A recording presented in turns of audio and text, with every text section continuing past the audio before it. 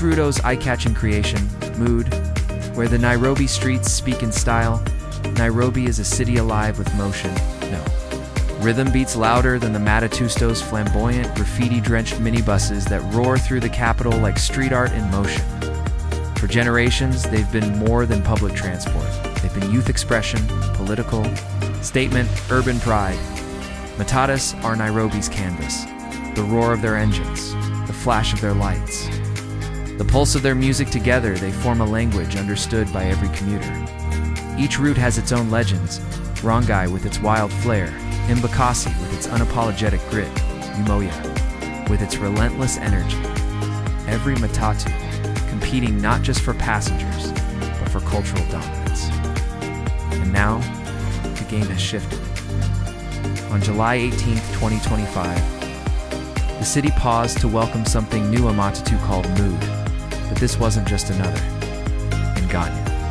It was a 14 million shilling phenomenon designed and launched by George Ruto, the president's son.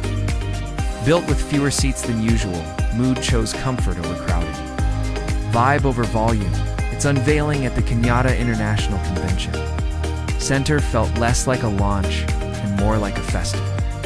Crowds poured into the streets, phones raised, music pulsing.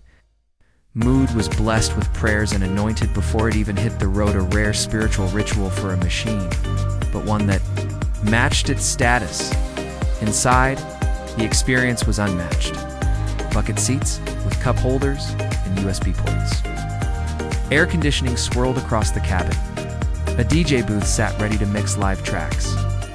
Massive screens played music videos while passengers scrolled their feeds plugged into Wi-Fi charging devices, documenting a new chapter of Nairobi's street culture. Riding Mood wasn't just about getting somewhere. It was about being part of something. Some critics asked whether the launch had disrupted traffic or strained resources.